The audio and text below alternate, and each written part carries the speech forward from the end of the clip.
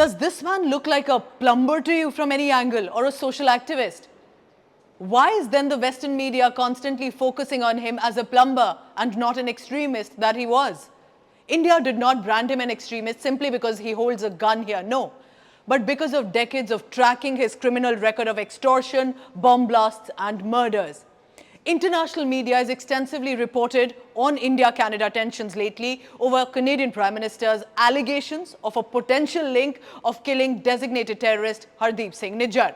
But when I look through the usual suspects within the foreign press, sadly this time just to target India, they are even willing to soften an extremist's image, to put out that narrative stronger, rather than question how did men like him find shelter and even citizenship in Canada. So let's begin. The Economist. It's been an old, reputed British newspaper, but here it declares, if India ordered the murder, there must be consequences. Your headline literally begins with an if. There is no evidence provided by Canada till now in public domain, the manner in which the allegations were first thrown. So when there is a big if already, why encourage consequences against India and so soon? Financial Times. Nijjar's a fatherly figure who would scrub the kitchen, lay out chairs, help students, tile the rooms with his own hands. Seriously?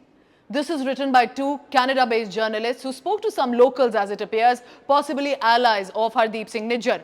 But had these writers done even basic Google research, they would have found enough reports from India, and not in 2023 only, but since at least a decade ago. Ground reports, criminal cases, serious charges, documenting from Punjab to Delhi, and would have shown Nijjar's past criminal history. These are images of what some media outlets have called an activist.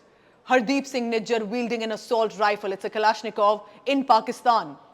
What business did a great activist have to visit Pakistan and wielding weapons not so secretively but posing with it for photographs?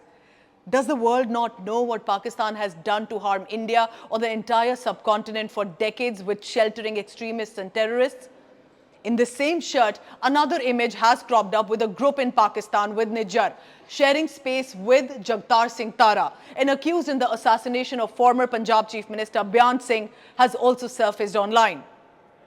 Associated Press is a well-known news agency. It published this story constantly using the word Sikh activist from the headline through the report.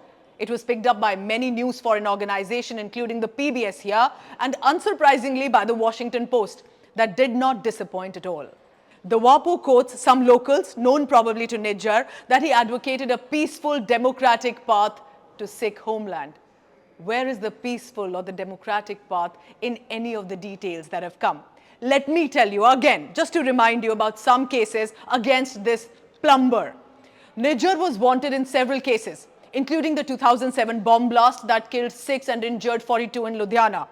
India's National Investigation Agency, the NIA, filed a charge sheet against Nijjar for allegedly carrying out terrorist acts against India. In 2010, Punjab police filed a case against Nijjar for role for a bomb blast near a temple in Patiala. In 2015 and 2016, more cases were filed against Nijjar for targeting the Hindu group leaders.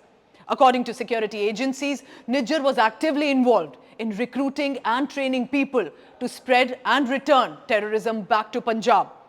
Nijjar was declared officially as a designated terrorist by India in 2020. There was a lookout circular that was noticed, a red corner notice that were also issued against Nijjar in 2015 and 2016. In 2022, the NIA had declared 10 lakh rupees reward on Nijjar after he was accused of conspiring to kill a Hindu priest in Punjab's Jalandhar. These are all official documents. NIA charge sheet also states the money collected through extortion, illegal liquor, arms smuggling, business through Hawala channels were put for further investment in financing big ventures in Canada, like even the Premier League, movies, yachts, as well as funding the radical activities of the pro-Khalistan elements, and not just one, but by the increasing Khalistan movements and the actions that are clearly encouraged by what Trudeau had said. The BBC, in a column recently stated, in the past, Western nations have condemned alleged extraterritorial assassinations carried out by countries such as Russia or Iran or Saudi Arabia. They will not want India to join that list. Congress Party's Dr. Shashi Tharoor, even though he's a leader of opposition, came forth here and blasted the Western press and said, and I quote him here, I never cease to be amazed by the blinkers regularly put on by the Western media. They are so quick to judge other countries, so blind to their own. The two foremost practitioners of extraterritorial assassinations in the last 25 years have been Israel and the United States of America. Any mirrors available to the West or not? As a background, the United States is known to intervene in international political matters to safeguard American interests, as they call it. Widely known is the US active role eventually to eliminate Osama bin Laden in Pakistan. Many experts also point out raising a fighter decades ago to combat the growing Soviet influence in Afghanistan. Many have asked, why were American boots in Iraq or in Afghanistan to begin with? Canada-based news organization Globe and Mail was in fact a good report that published what Nijjar's close ones are saying and also India's statements on Nijjar's past crimes. But if you read it carefully, the fine print clearly showed a narrative that is heeding to Nijjar and an effort to portray him as a plumber, even in social media's captions. Simple question. Would India really send list after list, reminders after reminders to Canada, even in 2018 when Captain Amrinder Singh, then the Punjab Chief Minister, said to Justin Trudeau that there is evidence against Hardeep Singh Nijjar? All of this, if he were just a plumber and just fixing taps? New York Times called him a Sikh leader. What was he leading precisely? Now, if you really need to know who is a real Sikh activist and the kind of work that they do, senior advocate H.S. Fulka for decades has fought for justice, used his legal acumen to collect data, fight the cases of members of the Sikh community in courts. He lives in India and has found support from Indian citizens, including Hindus. His work is widely reported, appreciated by local journalists. Each time there is a protest, for example, to remember the 1984 anti-Sikh massacre victims, different communities come together in support and solidarity. In fact, this issue is massively political in the country, constantly reiterated and has not been forgotten at all. Present government has even initiated a special investigation team and opened up all the old cases to bring justice here. Different cases are presently in the court. Ask any Indian yourself, and they will tell you how they stand shoulder to shoulder with the members of the Sikh community against the violence that was faced. There are activists who are working and who are really contributing to ensure justice is provided, and they have the support from all Indians. But to connect these Canada-sheltered radical Khalistani separatists to the larger Sikh community, who continue to support and contribute India's well-being, Sikhs are trying to speak up on social media against Khalistani extremists, but are threatened and bullied into silence. Al Jazeera said, Hardeep Singh Nijjar's killing, what does international law say? If Canada proves allegations of Indian involvement, experts say killing would violate international human rights law. If, and yet action is being encouraged against India. As I conclude, this is an attitude of international media houses with their clearly deeply rooted prejudice that is getting exposed by their coverage and description of Hardeep Singh Nijjar's killing against the global South's internal matters, and going ahead to support Canadian Prime Minister who's just given out allegations in public domain.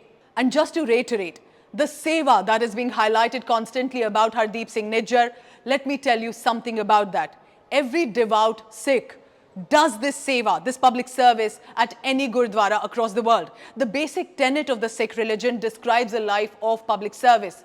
And simply because he offered you a chair does not make him eligible for a clean chit or any less of a threat that it makes him to the security and sovereignty of India. If asking for a Sikh separate state is a fair demand, many will wonder, will Canada let India hold a referendum for Quebec against Canada? As I conclude, Canadian Prime Minister has initiated a dangerous discourse, not just a diplomatic war between India and Canada, but also between Hindu and Sikh communities, which have seen each other for the longest time as one. Many Hindu families are known to have had one son, elderly one, who was raised as a member of the Sikh community. Many Hindus continue to visit Gurdwaras, many Sikhs continue to visit Hindu temples. But amid this rising tension between India and Canada, a poll has also revealed that Justin Trudeau is not the preferred Prime Minister anymore in the North American country. Pierre Poilievre, leader of the Conservative Party of Canada, is gaining momentum, with 40% of Canadians preferring him as the Prime Minister soon. And that is up 5 points from the previous year. Did that push Trudeau to make allegations that he did in the floor of the House, and a spark which he may now find difficult to control? So here hoping with a note that India-Canada ensure that the bridge that has been broken to an extent finds itself back on. But importantly, the Hindu and Sikh communities continue to stand with each other and not fall prey to the extremist elements. That's all from me, but coming up next, what's happening in India today with Jessica Goel. Well, in India, these 19 Khalistani terrorists based in foreign nations including Britain, the US, Canada, UAE and Pakistan are not being spared. By now you know that India and Canada are embroiled in a diplomatic row over the issue of Khalistan. India is now taking a strong step against the criminal fugitives who have been accused of running anti-India propaganda from abroad. Let's look how. The NIA confiscated 2 properties of Gurpatwant Singh Pannu, the US-based Khalistani terrorist and chief of Sikhs for Justice. Pannu, who faces 22 criminal cases in Punjab, including 3 of sedition, had recently threatened Indo-Canadian Hindus to leave the country and return to India. India is also considering the cancellation of OCI cards for more than a dozen individuals engaged in pro-Khalistani activities, as authorities have instructed agencies to locate properties linked to such individuals residing abroad. These terrorists advocate for a religion-based separate state carved out from Punjab and many neighbouring areas in India to be known as Khalistan. Sikhs for Justice has also conducted a Punjab independence referendum in Canada and Australia. The Indian government has called the so-called referendums unfortunate and asked Canadian government to act against it. The government's actions are aimed at preventing Khalistani radicals from influencing and radicalizing youth to join the movement in India.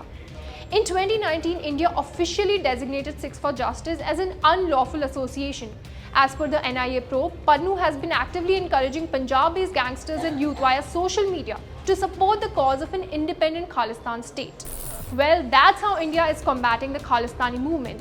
Thank you for watching. For more informative videos like this, keep watching India Today News Mo.